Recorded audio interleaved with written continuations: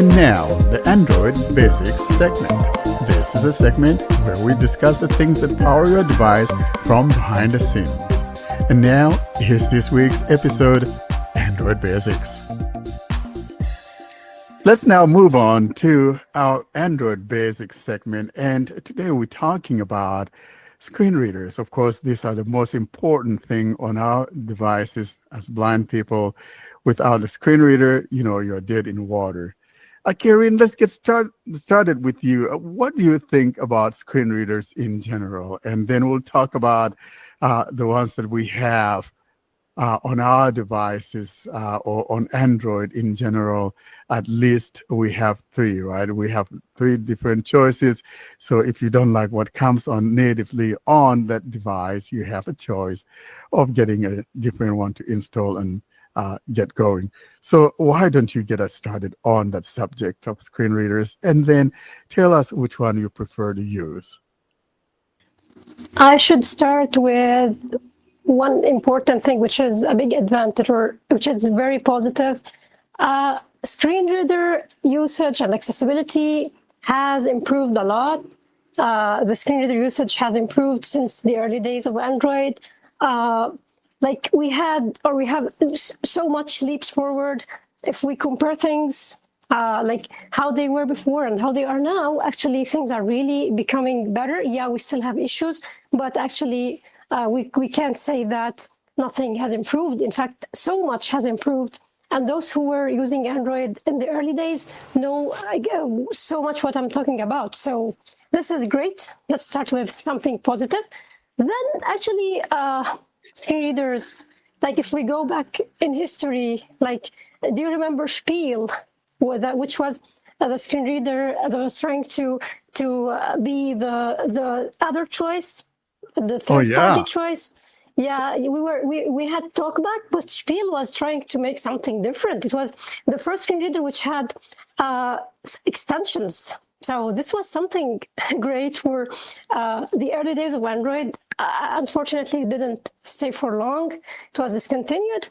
Then we had the Shine Plus, which was really... Look, there's something in Shine Plus that I couldn't see in any other screen reader until now. Even Jieshuo doesn't have this, which is the responsiveness. Like Shine Plus wasn't the most stable screen reader. Yeah, it used to crash. But if you look at the responsiveness, it was one of the very, very good ones. Like I remember when I typed using the Shine Plus for the first time, and I was using Gboard. Gboard was laggy with TalkBack. Then when I started typing, it was like, oh, really? Is that a different phone? What happened? Am I exposed to some sort of magic or something? So it was something really great at that time. And then we lost also Shine Plus. Now, we have TalkBack, which, to be very honest, has improved also. I still have issues with TalkBack, especially its lagginess on mid-range devices. It needs to be optimized for the devices that aren't flagships. But it reached stability. It reached it's getting good features. Google is giving us the AI capability of Gemini to describe images, which is really a game changer. So yeah, this is great. And then we have the Jieshuo screen reader, which is the Chinese third-party screen reader that received a lot of popularity. So many people use this, and it led to a lot of discussions. Which is better, TalkBack or Jieshuo? What should I use? No, this one is better. Jieshuo is better. TalkBack is better. So this was always the subject of discussion. In fact, no one is perfect, and no one is you can't say that they both or one of them is the best, because each of them has its strength and has its weaknesses. And we should accept this, and we should work according to this. I know that there are people who don't use Jieshuo because it's not in the Play Store, and this is acceptable. Because, in fact, you can say that I just trust stuff that comes from the Play Store, and this is like we usually tell people install things from the Play Store. So actually, I hear those people and I understand their frustration regarding this thing. But people who are okay with installing Jieshuo, I think they should take advantage of its good stuff, and in the same time take advantage of TalkBack as well, which is because it's the built-in screen reader on Android. So each Android device, except those very cheap Chinese stuff, like it's rare to not have TalkBack built in on your Android device. So it's the go-to solution because you can turn it on when during first setup, and you can use it without needing to install anything. And it's available for free from Google. It's supported. It receives updates. So it's a stable one, and many people will think that they might not need anything else, and this is also understandable. But if you want to have a look at something else, you could go for Jieshuo. Of course, both blind Android users and accessible Android have tutorials regarding Jieshuo. There's no official user guide. In fact, it's so hard to be able to build one because it has so much features, so much options. I use Jieshuo since years. I'm still lost sometimes. So it's complicated, sort of complicated. It's one of the weaknesses, to be honest, because sometimes you feel overwhelmed, especially if you're a new user. And sometimes when I'm replying to someone, like someone asking me a question and I'm answering the question, I feel like, what will this person say when I'm saying, go to this and do this and do this and do this? What's that? Why it's so complicated? So yeah, it's really a complication. I mean, there should be some simplification. Also, actually, we have another screen reader, which is Prudence. I can't talk about Prudence because I don't use it. It's a fork of it's based on TalkBack, but it has more features. I can't compare it to TalkBack in any way because I don't use it. But I want to say one final thing regarding this. Jieshuo and TalkBack, as I said, are two screen readers that you can utilize. And if you want to take a look on the weaknesses and strengths of both TalkBack and Jieshuo, I tried to be objective in this article, I tried to be so much objective as much as I could, although I use Jieshuo, and this is a known fact actually. I use Jieshuo most of the time. It's my daily driver, it's my daily screen reader. But if you want to check the list of weaknesses and strengths of each of the screen readers, so you can find the article on Accessible Android, and we will have it also in the show notes. So yeah. Yeah, thank you so much for that, Karen. Now, you talked about the Shine Plus. That was a screen reader that came to us from South Korea. And to be honest with you, I really like that, but it was so confused. The language, of course, needed translation, and there wasn't a very good English translation of that. I think probably it's the same happening that you're observing with the Jieshuo, Joshua, remembering that Austin here, screen reader, the one I called the confused screen reader. And it was just a little bit complicated, and most especially that control panel of that Shine Plus was very confused for some reason. But like you said, it was very responsive. And another thing that I liked about it, it had that whisper mode, which you guys also have in the commentary screen reader, something we do not have with TalkBack. In other words, if you want to just put the phone to your ear so that only you can hear what's going on as though it were a phone call, it had that feature, and we still don't have that on TalkBack. But yeah, so you've got that nice article there on accessibleandroid.com comparing the screen readers. And as you mentioned, probably it depends on the person using it. Everyone kind of has a little bias as to what they like.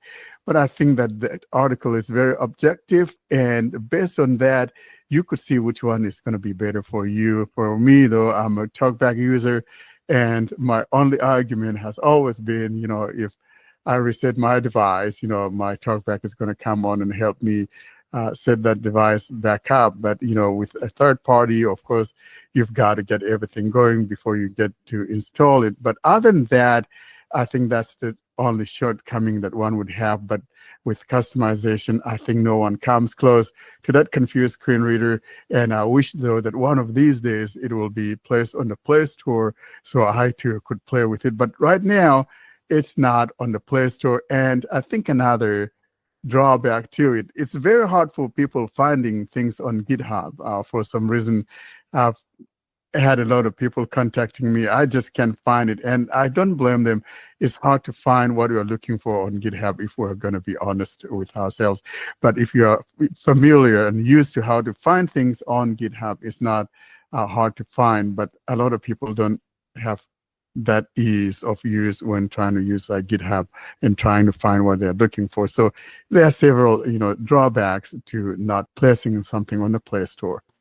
Just regarding the availability or so when you want to search for Jieshuo, well, if you search for Jieshuo, it's likely right now that you will have accessible Android as the first page, because I think actually Saleh did a great job in improving the ranking of the Jieshuo section on accessible Android, and people, of course, who just visit the page. It's now a popular page, and people visit it to get information about the screen reader. And it's now it should be the first page that you get on Google when you search for Jieshuo, and you will find the download link. It's a direct link. It should take you directly to. It should start the download directly from GitHub. So this should make things easier. And also, of course, just be careful when you are getting Jieshuo versions, because there are cracks, and there are a lot of cracks. And before accessible Android, cracks used to be the first pages that people see when they search for Jieshuo. So people could be fall victim without actually knowing that they are installing a crack. So people should be always so much careful when they're trying to get Jieshuo, so they don't get a crack. And of course, those who know that they are using a crack should stop immediately, because they should care for their privacy, their security, because no one knows what those people are able to put in their cracks. And it's already known that there are cracks that are including the keyloggers. And a keylogger is something very serious, because every interaction with the device is sent, and everything which is spoken is sent to servers. No one knows who owns those servers. What are those people doing with the data that they are getting? So I think people are putting themselves in a big trouble. Actually, Jieshuo has a free version, so it's okay. It's limited, but it works. So instead of using a crack and doing this taking this very serious risk, just use the free version or stick to TalkBack, but don't put yourself into this trouble. Well, thank you so much for mentioning that, because that's not a problem. If you're getting something that is cracked, the person that put their time in trying to make that thing work or cracking that is not doing it for free. Sometimes people have this idea that something that is cracked is free. No, I don't believe that, because that guy put in a lot of time. It's not easy to crack software, and so they take a lot of their time to explore and see what exploits that they could use in cracking that. And so the time that person puts in there, he's going to get something in return. And getting that thing in return, of course, is you, the user. Your information is what they're after. And so that's their payback. So I think I would even say that if you're not familiar with GitHub, just go to accessibleandroid.com. And that's the best place to download it, if you will. Well, I think I did a good job there, because if you search for download Jieshuo, you will find accessible Android as a top result. Yeah, I worked a lot during the months, I guess. So Karin said it right. Now, so tell me something. When one downloads it direct from accessible Android, is it downloading the latest version? Does it link to the Yeah, latest it's iteration of downloading the app? it's downloading the latest stable version from GitHub itself. So we are giving them the direct download link, and when they click on download Jieshuo screen reader, it will just start downloading right away the APK file to their device. So that's why I think that's probably the best place to get it from, because then you're preventing yourself from getting a cracked version or, struggling on GitHub on trying to find out where to download it. So again, that would be the best place to get it. So Sally, let's talk about you. I'm glad you jumped in. Who is your favorite, or what is your favorite screen reader? I know that you're a confused screen reader, but something happened along the way. And you want to tell us about that history? Well, the history is there, and I should say that, folks, let's take some time to appreciate what we have. We have alternatives, and this is the beautiful part of Android, isn't it? I mean, on the other side, I'm saying this again and again, and one of my friends told me you're calling them other side, but they're the other side. They only have one, and they don't let the others to work on alternative screen readers. Like iOS is pretty much into restrictions and so on. So then they only have one screen reader, and they are going to go with it. So whatever VoiceOver has is whatever they have for them. But on Android, on the our side, we have alternatives, and that's the great part. And if you like one thing, if you like one screen reader, you can just go with it, and you can have all of them in your phone, like you have right now. You have even the Prudence, right? I do have Prudence. Yeah, I do have Prudence on my phone. So that's the beautiful part, I guess. I mean, you're just having those on your phone, and well, that takes me down to the memory lane again when I first installed Jieshuo in 2019 on my Xiaomi phone, and I felt like, whoa, this is going to change a lot of things for Android, and it was super responsive. It had a lot of different settings and different modes, so that was pretty much a good alternative for TalkBack, and I started utilizing it until the recent months. I was a heavy Jieshuo user as well, and I had the premium license just to support the developer. And then when I got my this Samsung phone, which is running with Android 15, the S25 series, the problem with Google TalkBack versus Samsung TalkBack is a really heavy, heated discussion, and I don't want to say much about it. That it's making it a little bit difficult to do and to go for the TalkBack that you like, the experience that you had on any other phones, like the Pixels or Xiaomi's or OnePlus. They have the Google TalkBack. So once you're using the Samsung phone, you have the Samsung TalkBack, and it's always going far behind the Google's TalkBack. So I did install Google TalkBack, and I can see, like, I'm liking the experience. As Karine said, they worked a lot over the years, and TalkBack is a really like, even though it's a default screen reader, it's having a lot of good features with AI and all. So I think the Android 15 with Samsung has given Jieshuo some troubles, so that's why they are falling behind. But I don't want to say Jieshuo is a bad screen reader and it's not functioning as it should right now. It's a great screen reader still, and it's a great alternative. It has a lot of customization settings, and you can do a lot of things, even the things that we talked about in the last episode, that it lets you translate things on air. So this is something great. And there are a lot of features, a lot of things people can use with Jieshuo. But the only drawback for me or for any other Samsung users on Android 15 is that the incompatibility. It used to be as well in the earlier Android and One UI versions, but you had some tricks to go with it. Like, I changed the launcher, and now I'm not using One UI's default system launcher, but still has some issues with, like, with the system itself. So probably it's going to change with Android 16, or I don't know when, but this is how it is right now.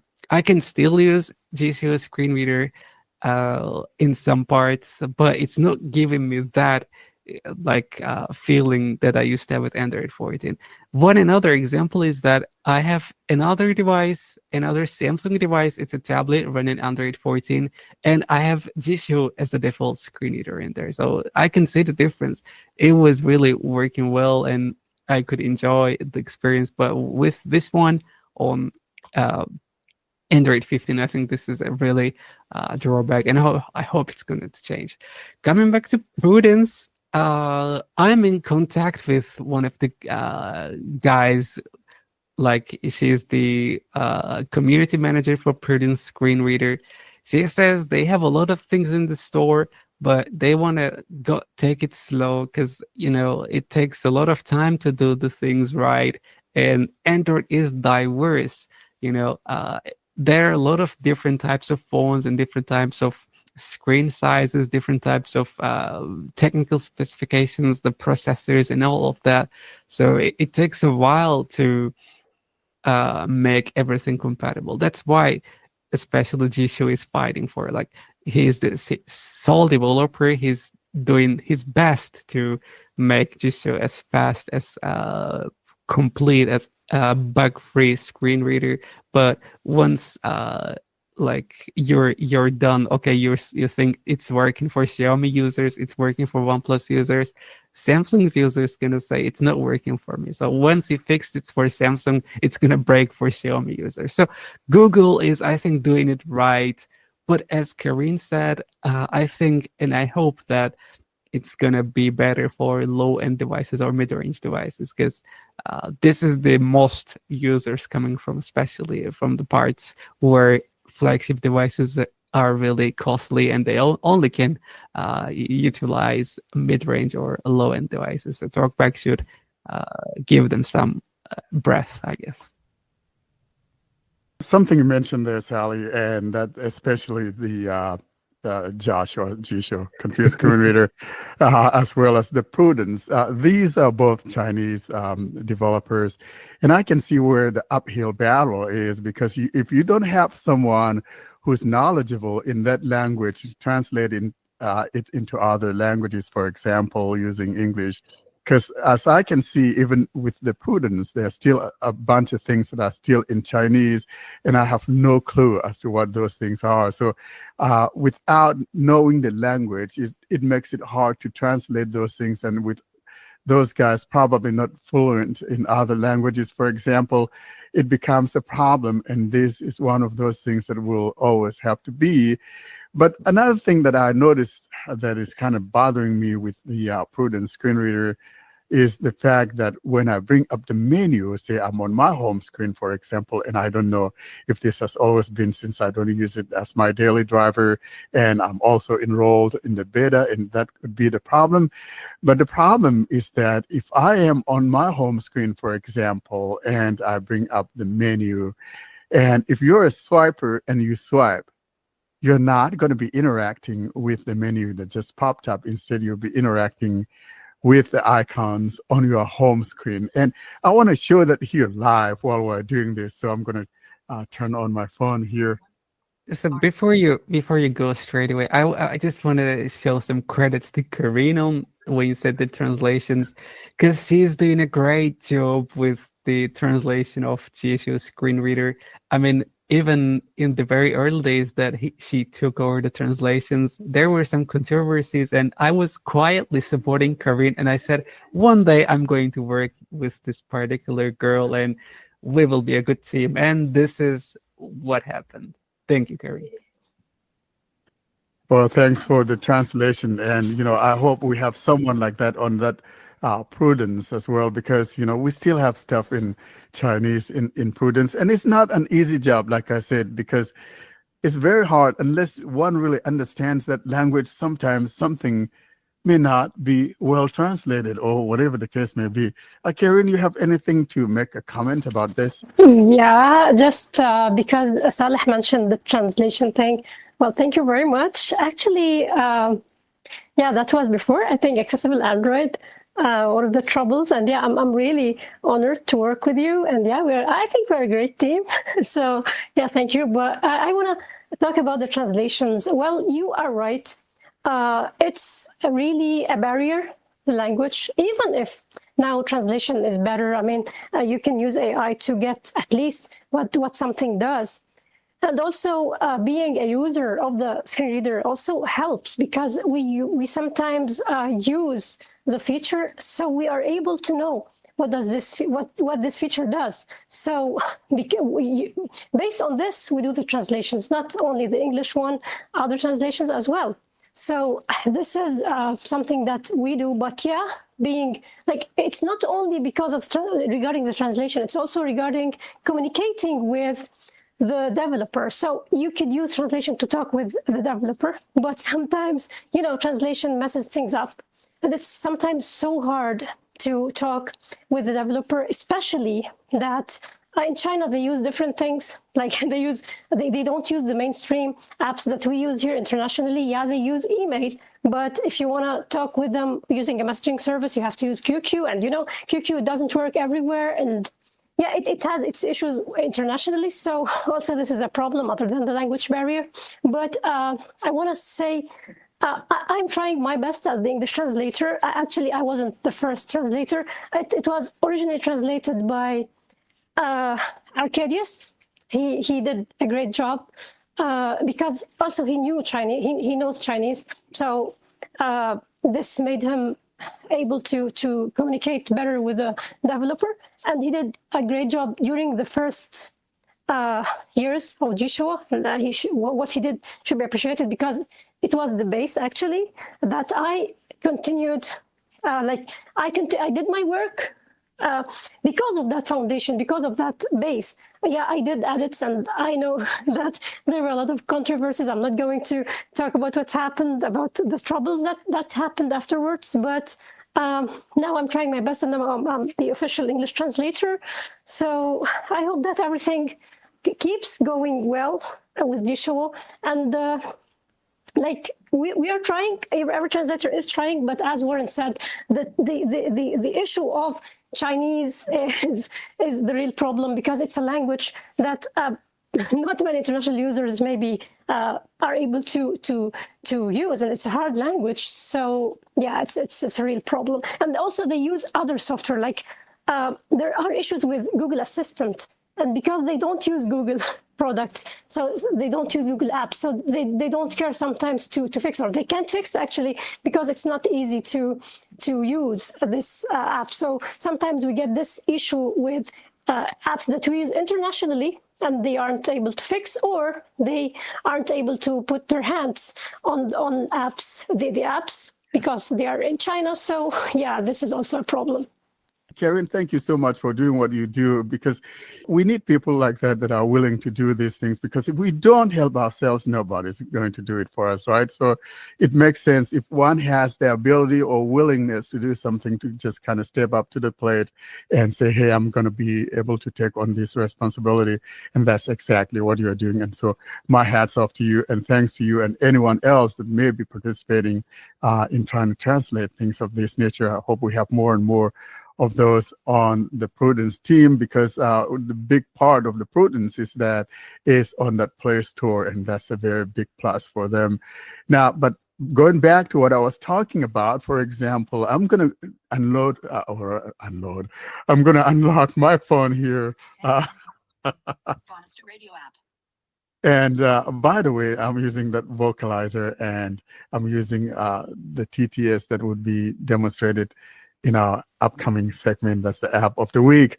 So I'm here, for example, Pen to print. I'm on an icon called Pen to Print. Now, if I bring up that Prudence menu, Main menu. and if you're a swiper, you expect to just swipe through the menus of this Prudence. But if I swipe, Speaker. Better open with at voice. so you see, it's reading Tech freedom. the icons on my R scan. home screen, not. So if I swipe Tech backward, freedom. At voice. Better open with speaker. Pen to print. I'm back to my Pen to Print. The only time I'm going to be able to interact with this menu is if I just put my finger down. Copy. See, Append. and now if you're a swiper, Read from top. Read from next item. Focus on first item. Focus on last item on screen search. Dim screen. Prudence setting. Cancel. so there we go. That's the thing that I noticed, and I don't know if it's always been that way. As I indicated earlier, I don't use it as my daily driver, but because we're doing this topic or subject matter on screen readers, I thought I'll revisit that, and that's what I'm finding out to be the case. So if you guys there in Prudence land are listening to us, look into that and fix it, because I know a lot of blind people are swipers, they're not explorers. So let's fix that problem if there's a fix for it.